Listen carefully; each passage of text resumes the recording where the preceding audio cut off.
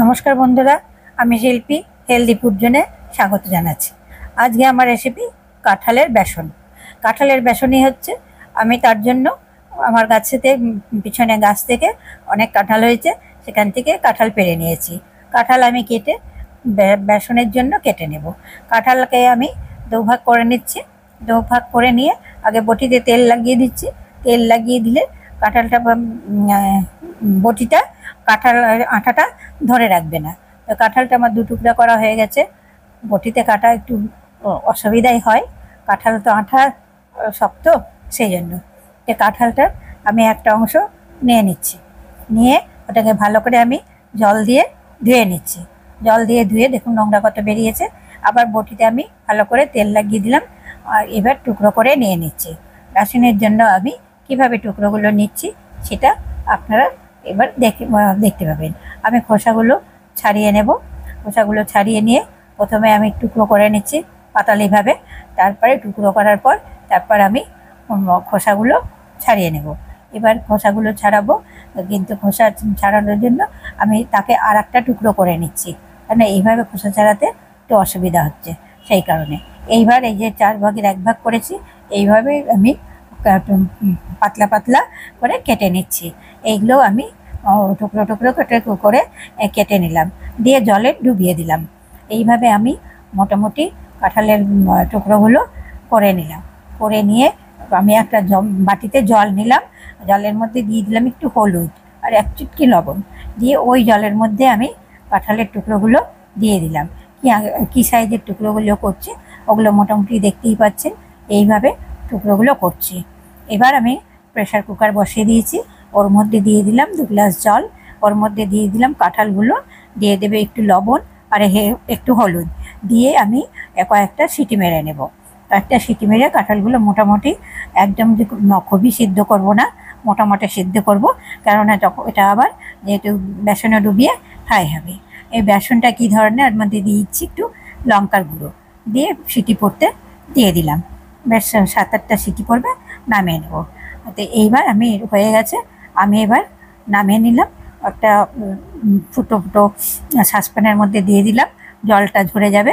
তাহলে জলটা ঝরে গেলে বেশ সুন্দর করে ডুবিয়ে ভাজা যাবে। এইবার কাঁঠালগুলো আমার রেডি হয়ে গেছে। এইবার বেসনটা কিসের, আমি সাবু ভিজিয়ে রেখেছিলাম। সাবুর ব্যাটারে আমি ডুবিয়ে ভাজবো। সাবুর ব্যাটারের মধ্যে সামান্য পরিমাণে হয়তো একটুখানি আমি বেসন দেবো, একটু হলুদ দিয়ে দিলাম, দিয়ে আমি পেস্ট করে নিলাম। আমার সাবু পেস্ট করা হয়ে গেল। পরের সাবুটাও আবার বাকি সাবুটাও পেস্ট করে নিচ্ছি সাবু দিয়ে বেসনে, যেটাকে আমি একটু সাবু তো পেটের জন্য খুবই ভালো, শরীরের জন্য খুবই উপকার। তো আমি সাবুটাকে পেস্ট করে নিলাম। এর মধ্যে আমি দিয়েছি কয়েকটা কাঁচা লঙ্কা দিয়ে দিয়েছি, একটু বেসনটা যেন ঝাল হয়। দিলাম এবার একটু লবণ, দেবো সামান্য একটু পরিমাণে মিষ্টি, চিনি, আর দিয়ে দেবো একটু ভাজা জিরে গুঁড়ো। ভাজা শুকনো লঙ্কা আর জিরে ভেজে গুঁড়ো করে আমি রেখে দিই, সেটা একটু মিশিয়ে দিলাম, যেন সেই ব্যাটারটার যেন একটা সুন্দর স্বাদ আসে। তো আর এর মধ্যে একটুখানি সোডা মিশালাম, ফুলে যেন ওঠে। আর দিলাম সাদা তেল। সাদা তেলটা দিলে না সুন্দর বেসনের যে উপরটা দেখতে খুব সুন্দর লাগে। এবার ভালো করে ফেটিয়ে নিলাম। ফেটিয়ে নিয়ে আমি কড়াই বসিয়ে দিচ্ছি। কড়াই বসিয়ে দিয়ে দেবো তেল। আপনাদের কাছে অনুরোধ একটাই রইল, যদি জিনিসটা ভালো লাগে তাহলে অন্তত একবার করে দেখবেন, সত্যিই ভালো লাগবে কাঁঠালের এই বেসনটা। কাঁঠালকে এগুলো তরকারি তো আমরা খাই, এবার এই কাঁঠালের ভাজাটাও কিন্তু সুন্দর। তো এই কাঁঠালটা আমি বেসনের মধ্যে ডুবিয়ে আমি তেলের মধ্যে, গরম হয়ে গেছে, তেলের মধ্যে দিয়ে দিলাম। দেখুন কি সুন্দর, একটু হালকা একটু দিয়েছি সোডা, খাবার সোডা যেটাকে বলে। তো তার মধ্যে দেখুন তেলের মধ্যে কত সুন্দর ইয়েটা এসছে, কালারটাও সুন্দর হয়েছে। লাল করে এপিট ওপিট করে আমি সুন্দর করে ভেজে নেব। এবার আমার দেখুন ভাজা মোটামুটি কমপ্লিটের দিকে। 2 পিসটাই অনেকটা সুন্দর লাল হয়ে গেছে। আমি আঁচ কমিয়ে বেশিক্ষণ একটু ভেজে নিচ্ছি, যেন ভিতর অবধি স্বাদটা খুব সুন্দর হয়, খেতে সুন্দর হয়। দেখুন সাদা তিল দেওয়ার জন্য দেখতে কত সুন্দর লাগছে। এইবার আবার আমি দিয়ে দিচ্ছি কাঁঠালগুলো, ডুবিয়ে ডুবিয়ে দিয়ে দিচ্ছি। তো এই জিনিসটা পারলে অন্তত একবার বাড়িতে করে দেখবেন, আশা করি খুবই ভালো লাগবে খেতে।